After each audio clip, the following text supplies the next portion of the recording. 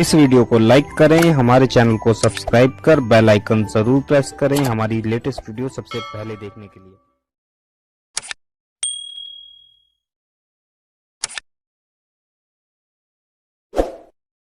अदब और एहतराम के साथ दुरूद और सलाम भेजो। शाबानुल मुअज्जम के अंदर ये आयत नाजिल हुई, हजरत अबू सईद खुदरी के घर में ये आयत नाजिल हुई।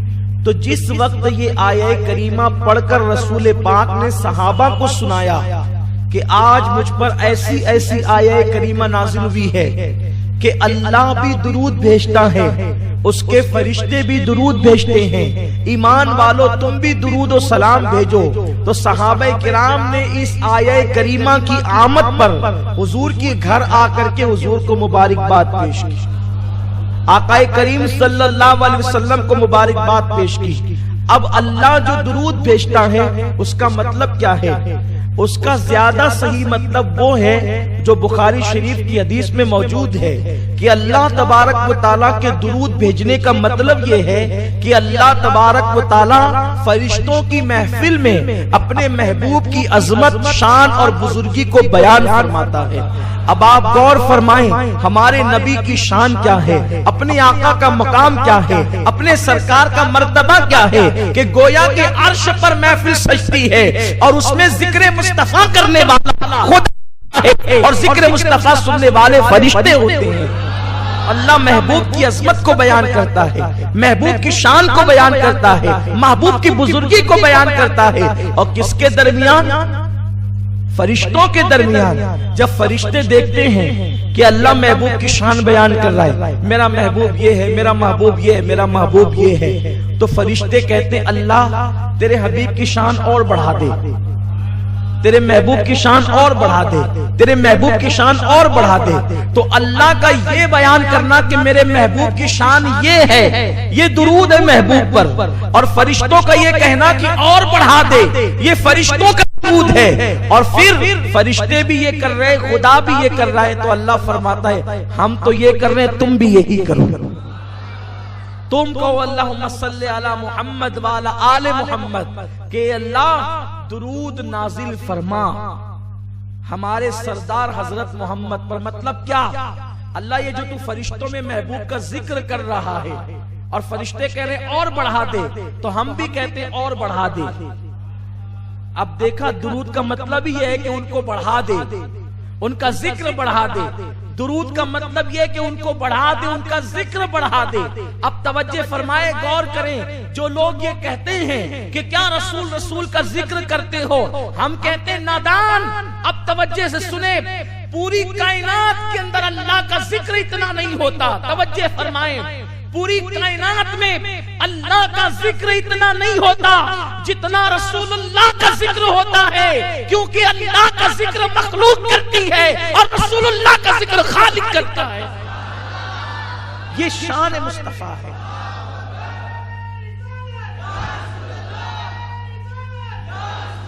ये अपने नबी की शान है, ये अपने नबी का मकाम है।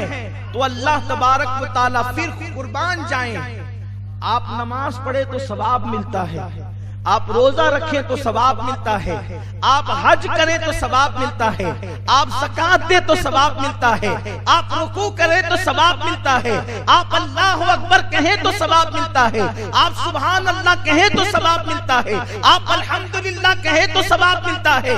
लेकिन जब आप दुरूद पढ़ते हैं तो आप इतने महबूब हो जाते हैं, आप इतने महबूब हो जाते हैं कि जब आप दुरूद पढ़ते हैं अल्लाहुम्मा सल्ली अला मुहम्मद, ए अल्लाह मेरे महबूब पे दुरूद नाजिल फरमा, तो अल्लाह के रसूल फरमाते हैं सल्लल्लाहु अलैहि अशरा, तुम एक मर्तबा मुझ पे दुरूद पढ़ते हो तो अल्लाह 10 मर्तबा तुम पर दुरूद नाजिल फरमाता।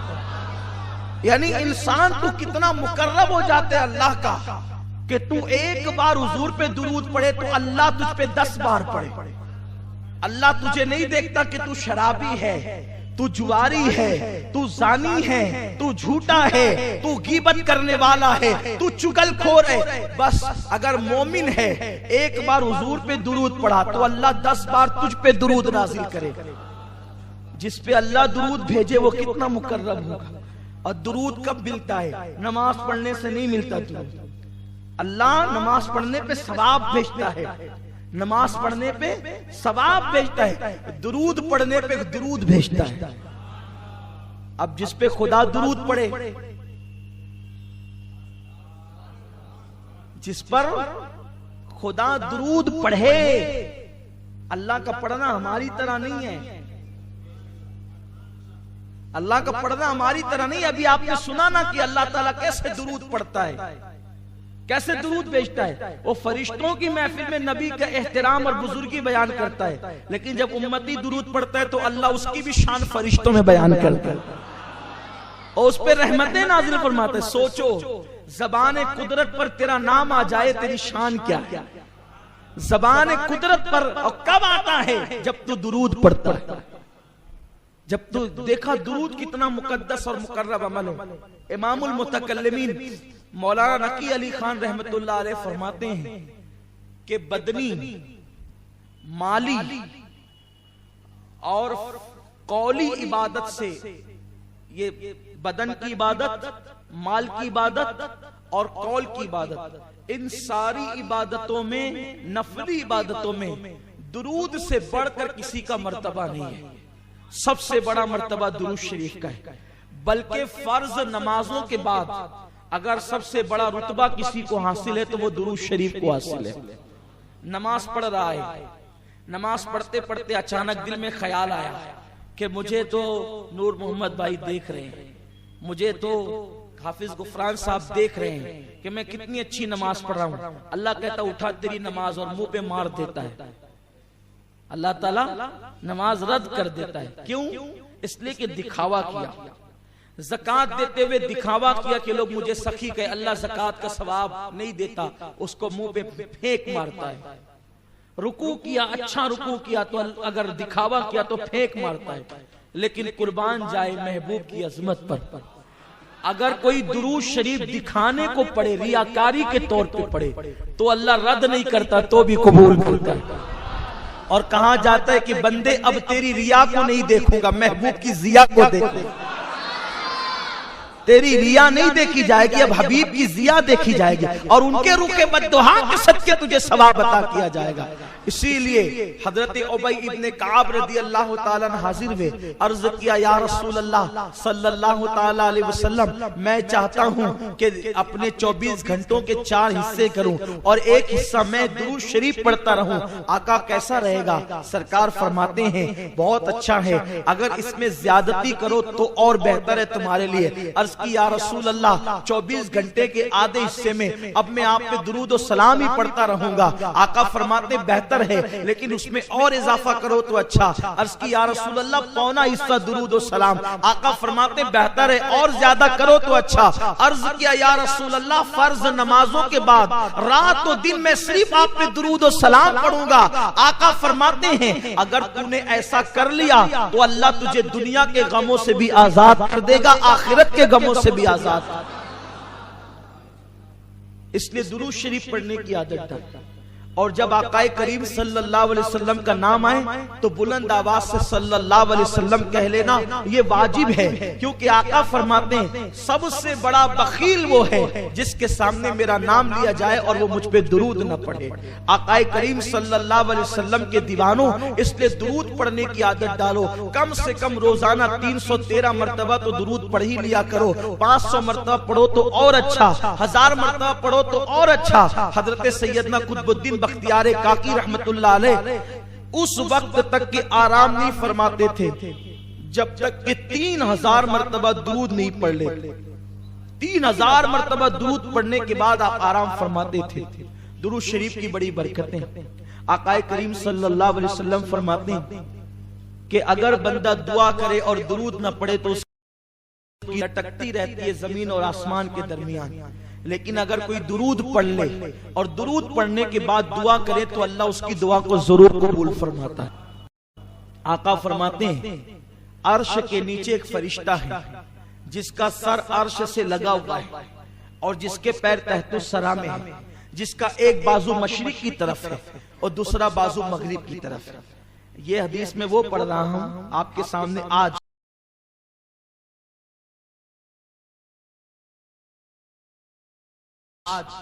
جو میں نے اپنی زندگی میں سب سے پہلا بیان کیا تھا تو یہی بیان کیا تھا. اس وقت میری عمر 10-11 سال کی رہی ہوگی. میری زندگی کا پہلا بیان یہی ہے اور اس میں یہی میں نے روایت پڑھی تھی. مجھے آج بھی یاد ہے, وہ پورا بیان بھی آج بھی یاد ہے. پورا نہیں سناؤں گا, یہ حدیث اس میں سے سنا رہا ہوں. عرش کے نیچے اس کا سر ہے فرشتے کا, اور تحت الثری میں اس کا پیر ہے. اس کا ایک بازو مشرق کی طرف ہے اور اس کا دوسرا بازو مغرب کی طرف ہے. جب کوئی بندہ مومن آقا پر محبت کے ساتھ درود پڑھتا ہے تو اللہ اس فرشتے کو حکم دیتا ہے کہ وہ نور کی دریا میں گوتا لگائے. تو فرشتہ نور کے دریا میں گوتا لگاتا ہے اور باہر آنے کے بعد وہ اپنے پروں کو جھاڑنے لگتا ہے.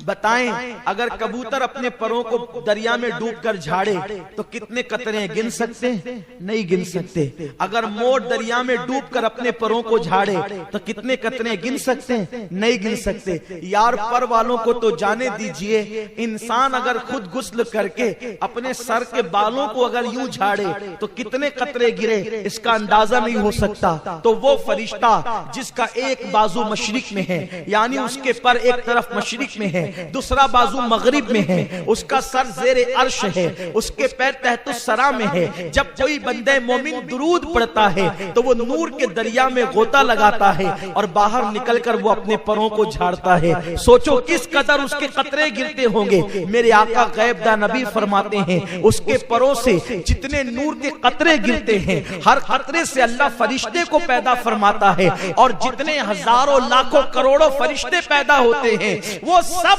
کے سب قیامت تک کے لیے اس کا نام لے کر مغفرت کی دعا کرتے ہیں جس کے درود سے وہ پیدا ہوتے ہیں. توجہ کریں, آپ کے درود سے فرشتے پیدا ہوتے ہیں. اسی لیے پوری کائنات کے اندر اللہ کی 18,000 مخلوق ہے کم و بیش. کتنی مخلوق ہے؟ 18,000 مخلوق ہے کم و بیش. یہ ناک کے اندر جو جراثیم جاتے ہیں وہ بھی اللہ کی مخلوق ہے نا, جس کو جراثیم کہتے ہیں, کیٹانو جس کو کہتے ہیں, وہ بھی اللہ کی مخلوق ہے. ایک سانس لیتے ہیں تو کروڑوں اربوں خربوں ناک میں گھستے ہیں نا, وہ اتنی مخلوق ہے اللہ کی. لیکن فرمایا گیا اللہ کی مخلوق کے 10 حصے ہیں. اللہ کی مخلوق کے 10 حصے ہیں. ایک حصے میں ساری مخلوق ہے, جنات, انسان, جراثیم, جانور, حیوان, سب, درخت, شجر, حجر, برگ, ثمر, بلبل, چڑیا, مرغ, سب ایک حصے میں ہے. اور 9 حصے فرشتے ہیں.